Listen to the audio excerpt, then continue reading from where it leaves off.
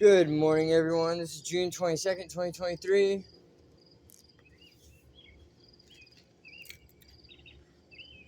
First Kings 13. A prophet denounces Jeroboam.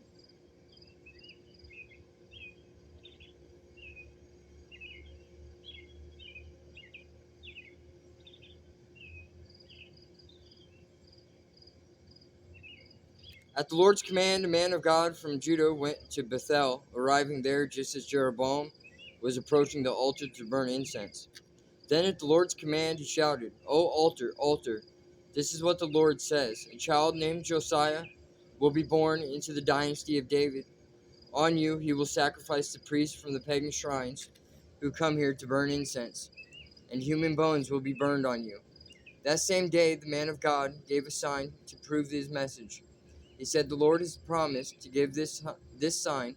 This altar will split apart, and its ashes will be poured out on the ground." When King Jeroboam heard the man of God speaking against the altar at Bethel, he pointed at him and shouted, "Seize that man!" But instantly the king's hand became paralyzed in that position, and he couldn't pull it back. At the same time, a wide crack appeared in the altar, and the ashes poured out, just as the man of God had predicted in his message from the Lord. The king cried out to the man of God, "Please ask the Lord your God to restore my hand again." So the man of God prayed to the Lord, and the king's hand was restored, and he could move it again. Then the king said to the man of God, "Come to the place with me and have something to eat, and I will give you a gift."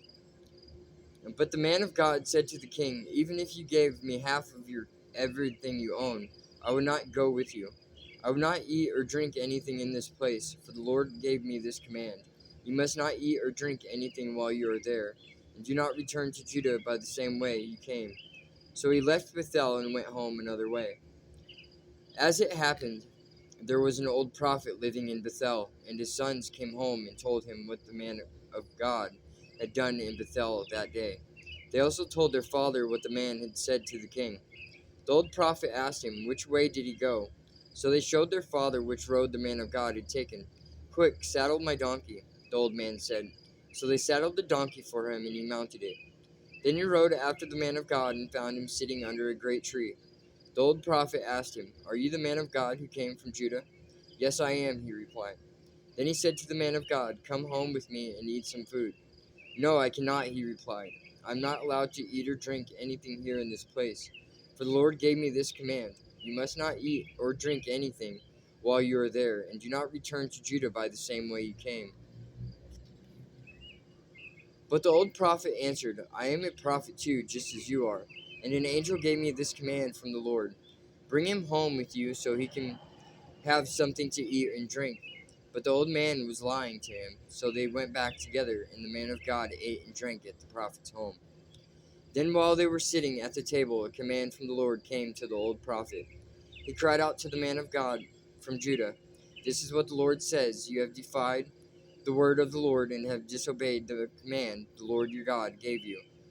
You came back to this place and ate and drank where he told you not to eat or drink. Because of this, your body will not be buried in the grave of your ancestors." After the man of God had finished eating and drinking, the old prophet saddled his own donkey for him, and the man of God started off again. But as he was traveling along, a lion came out and killed him. His body lay there on the road, with the donkey and the lion standing beside it. People who passed by saw the body lying in the road, and the lion standing beside it, and they went and reported it in Bethel, where the old prophet lived. When the prophet heard the report, he said, "It is the man of God who disobeyed the Lord's command. The Lord has fulfilled his word by causing the lion to attack and kill him." Then the prophet said to his sons, "Saddle a donkey for me." So they saddled the donkey, and he went out and found the body lying in the road. The donkey and the lion were still standing beside it, for the lion had not eaten the body nor attacked the donkey. So the prophet laid the body of the man of God on the donkey and took it back to the town to mourn over him and bury him. He laid the body in his own grave, crying out in grief, "Oh, my brother." Afterward, the prophet said to his sons, "When I die, bury me in the grave where the man of God is buried." Let my bones beside his bones, lay my bones beside his bones. For the message of the Lord told him to proclaim against the altar in Bethel and against the pagan shrine in the towns of Samaria will certainly come true. But even after this, Jeroboam did not turn from his evil ways.